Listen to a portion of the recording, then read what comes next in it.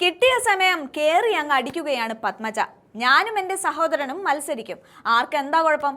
ഇതൊന്നും കുടുംബാധിപത്യമല്ല, ഞങ്ങൾ രണ്ടും രണ്ട് പാർട്ടിയാണ്. സംഗതി ഇന്ന് പ്രധാനമന്ത്രി കൊച്ചിയിൽ കാലുകുത്തുകയാണ്. വമ്പൻ പരിപാടികളൊക്കെ കേന്ദ്ര സർക്കാരിൻ്റെതായി മുദ്ര കുത്താനും അതുവഴി കുറച്ച് വോട്ട് പെട്ടിയിലാക്കാനുമാണ് ഈ വരവ്. അവിടെ പക്ഷേ റിയാസിനെ വിളിച്ചില്ല, അതുകൊണ്ട് ഞാനും വരുന്നില്ല എന്നൊക്കെ പറഞ്ഞുകൊണ്ട് മുഖ്യമന്ത്രിയും മറ്റൊരു മമതയായി മാറുന്ന കാഴ്ചയാണ് നമ്മൾ കണ്ടത്. എന്നാൽ ഈ വിഷയത്തിലാണ് ഇപ്പോൾ പത്മജ മാധ്യമങ്ങൾക്ക് മുന്നിൽ വന്നു നിന്ന് കസറുന്നത്. റിയാസിന് മാത്രമാണോ ഇവിടെ പരാതി? ബാക്കി മന്ത്രിമാർക്കൊന്നും ഇല്ലാത്ത എന്ത് പ്രത്യേക പരാതിയാണ് റിയാസിനുള്ളത് എന്ന ചോദ്യമാണ് പത്മജ പ്രധാനമായും ഉയർത്തുന്നത്. മരുമകനെ വിളിച്ചിട്ടില്ലെങ്കിൽ മുഖ്യമന്ത്രി വരില്ലേ എന്ന പരിഹാസത്തിലൂടെ സംസ്ഥാന ഭരണത്തിൽ കുടുംബ താല്പര്യങ്ങൾക്കാണ് മുൻഗണന നൽകുന്നതെന്ന ഗുരുതരമായ ആരോപണമാണ് അവർ ഉന്നയിക്കുന്നത്.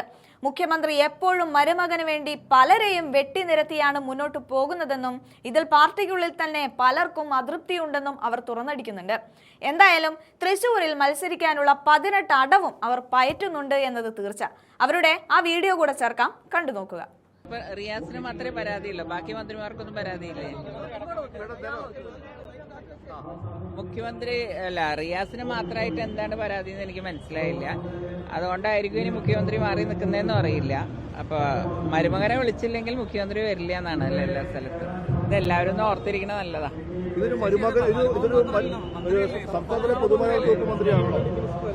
അതെ, അത് നേതൃത്വമാണ് അതിന് മറുപടി പറയേണ്ടത്. എന്തുകൊണ്ടാണ് അവരെ വിളിക്കാൻ? അതിന് വിളിച്ചിട്ട് ഇല്ല എന്ന് പറയുന്നതാണോ? അങ്ങനെ ഒരു മര്യാദ ഇല്ലാത്ത പാർട്ടിയല്ല BJP. പൊതുവെ വിളിക്കാറുണ്ട്, പക്ഷെ ഇന്നെന്താണെന്ന് എനിക്കറിയില്ല. ഒരു കുടുംബാധിപത്യം താങ്കളുടെ ഭാഗത്തുണ്ടാവും. പ്രത്യേകിച്ച് കെ കരുണാകരന്റെ മകളാണ്, കെ മുരളീധരൻ രാഷ്ട്രീയത്തിലുണ്ട്, താങ്കളുടെ രാഷ്ട്രീയത്തിലുണ്ട്. ഒരു കുടുംബാധിപത്യം അങ്ങനെ പറയുന്നത് ശരിയാണോ? സംസ്ഥാന മുഖ്യമന്ത്രി ഒന്ന് പൊതുമരാമത്ത് വകുപ്പ് മന്ത്രിയാണ്. അല്ല, ഞങ്ങളൊക്കെ ഞങ്ങൾ രണ്ട് പാർട്ടിയാണ്. പണ്ട് പറഞ്ഞൊക്കെ ഞാൻ കുറെ കേട്ടു. അപ്പൊ അതിലിപ്പോ യാതൊരു കാര്യമില്ല. ഞാൻ വേറെ പാർട്ടിയാണ്, ഞാൻ വേറൊരു വ്യക്തിയാണ്. എന്റെ സഹോദരൻ കോൺഗ്രസിലാണ്. അതിൽ കുടുംബാധിപത്യമേ വരുന്നില്ല. അല്ല, ഇതിൽ മുഖ്യമന്ത്രിയുടെ മരുമകനായിട്ട് അമ്മായിപ്പനും മരുമകനും വരണ്ട എന്ന് പറഞ്ഞോണ്ട് ചോദിച്ചത്, അങ്ങനെ പറഞ്ഞോണ്ടാണ് ചോദിച്ചത്. അല്ലല്ല, അത് നമുക്കറിയാലോ. എത്രയോ കാലമായിട്ട് ഈ മരുമകന് വേണ്ടിയിട്ട് പലരും വെട്ടിയല്ലേ മുഖ്യമന്ത്രി മുമ്പോട്ട് പോണത്. അതിൽ പല അതൃപ്തിയുള്ള ആൾക്കാരും ഉണ്ടെന്ന് എനിക്ക് നല്ലോണം അറിയാം. ഈ ദേശീയപാതയുടെ വികസനവുമായി ബന്ധപ്പെട്ടുകൊണ്ട് നിരവധി പദ്ധതി ഉദ്ഘാടനം ഉണ്ടല്ലോ. അപ്പോൾ ആ ഒരു സമയത്ത് പൊതുമരാമത്ത് വകുപ്പ് മന്ത്രിയെ മാറ്റി നിർത്തുന്നതാണ് ഒരു പരാതി അവർ പറയുന്നത്. ഈ സമയത്ത് ഒരു റോഡ് ഷോ നടക്കുകയാണ് കോഴിക്കോട് ദേശീയപാതയിലൂടെ മുഹമ്മദ് റിയാസിന്റെ. അല്ല, അതും ഇതുമായിട്ട് എന്താ ബന്ധം? ഇദ്ദേഹം വരുന്നത് ഇപ്പൊ സത്യം പറഞ്ഞാൽ ഇതിൽ വരുന്നത് NDAയുടെ ഒരു ഇലക്ഷൻ ഇതിന് വേണ്ടിയിട്ടാണ്. അതില് ഇദ്ദേഹത്തിനെ വിളിക്കേണ്ട കാര്യമില്ലല്ലോ.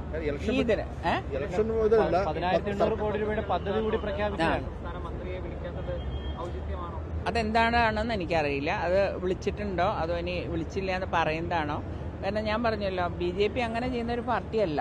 എന്തുകൊണ്ടാണ് സംഭവിച്ചത്? അങ്ങനെ വിളിക്കാതിരുന്നിട്ടുണ്ടോ? അതിന് കിട്ടാത്തതാണോ? ഇവരൊക്കെ കിട്ടാൻ വലിയ പാടാണല്ലോ. ഈ ദേശീയപാത വികസനത്തിൽ സംസ്ഥാന സർക്കാരിന്റെ പങ്കില്ലേ? അവരുടെ ഒരു ഇച്ഛാശക്തി കൂടി ഇല്ല ഇവിടെ കേരളത്തിൽ വിജയിക്കാൻ വേണ്ടി. പക്ഷെ ഇവിടെ കൊടുക്കുന്ന ഒരു പദ്ധതിയിലും അവരത് നടപ്പാക്കണില്ലല്ലോ.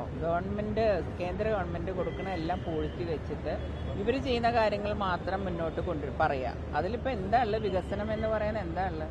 ഇപ്പൊ ഞാൻ മത്സരിച്ചിരുന്ന തൃശ്ശൂര്, ഒരു ദിവസം നിങ്ങളെല്ലാവരും കൂടി ഒന്ന് അങ്ങോട്ട് വരണം. എന്താണ് അവിടെ വികസനം നടന്നത്? ഒരേമാതിരി ഞാൻ കുട്ടിക്കാലത്ത് കണ്ട അതേ തൃശ്ശൂരാണ്. ഒരു കെട്ടിടത്തിന്റെ പെയിന്റ് പോലും മാറ്റിയിട്ടില്ല. ദേശീയപാതയിൽ വികസനമില്ലേ? ഇപ്പൊ ഞാൻ റോഡുകളൊക്കെ വളരെ നന്നായിട്ടുണ്ടായിരുന്നു. കേന്ദ്രത്തിന്റെ ഒരു ഇതുണ്ട്, അതില് കേന്ദ്ര ഗവൺമെന്റിന്റെ ഉണ്ട്. ബാക്കി എല്ലാം ഇവിടുത്തെ ഗവൺമെന്റ് ആണെന്ന് പറയാൻ പറ്റില്ല. അത് സെൻട്രൽ ഗവൺമെന്റിന്റെ സഹായമുണ്ട്, പക്ഷെ അതൊരു പുറത്തു പറയില്ല. ഈ തിരുവനന്തപുരത്ത് ഇപ്പോൾ കോൺഗ്രസിന്റെ സാധ്യതാ പട്ടികകളൊക്കെ ആയിട്ടുണ്ട്. കെ മുരളീധരൻ വട്ടിയൂർക്കാവിൽ മത്സരിക്കുമെന്നാണ് പറയുന്നത്. എന്താണ് പറയാനുള്ളത്? ആശംസ അറിയിക്കുന്നു. ഞാൻ ജോത്സ്യനല്ലല്ലോ, എന്താ സംഭവിക്കാൻ നമുക്കറിയാം. കണ്ടാ മതി, അതൊന്നും എനിക്കറിയില്ല. വട്ടിയൂർക്കാവിൽ BJP വളരെ ശക്തമാണ്. വട്ടിയൂർക്കാവില് ജയിക്കുക. ഇപ്പൊ നമ്മളെല്ലാവരും നിൽക്കുന്നുണ്ട്. എന്തുറപ്പില്ല നിൽക്കുന്നത്? നമ്മൾ ജനങ്ങൾ എന്താണ് തീരുമാനിക്കണേന്നല്ല അവർക്ക് വിട്ടുകൊടുക്കല്ലേ അല്ലേ? നമ്മൾ നേരത്തെ കയറി പറയേണ്ട ആവശ്യമില്ല. ഈ നിൽക്കുന്ന എന്നോട് മത്സരിക്കാൻ പറഞ്ഞാൽ എന്റെ ഉത്തരവ് തന്നെയായിരിക്കും. വട്ടിയൂർക്കാവിൽ ഒന്ന് സഹോദരൻ മത്സരിക്കുന്നു കോൺഗ്രസിന് വേണ്ടി, പിന്നെ BJP മത്സരിക്കുന്നത്. ആര് ജയിക്കണമെന്നാണ് ആഗ്രഹം? അങ്ങനെ പ്രത്യേകിച്ച് ആഗ്രഹമൊന്നുമില്ല. ആഗ്രഹിച്ചൊന്നും നടന്നിട്ടുമില്ല. അതുകൊണ്ട് പ്രത്യേകിച്ച് ആഗ്രഹിക്കാൻ പോകാറില്ല. ഇപ്പൊ തൃശ്ശൂരിൽ തന്നെ ആയിരിക്കും.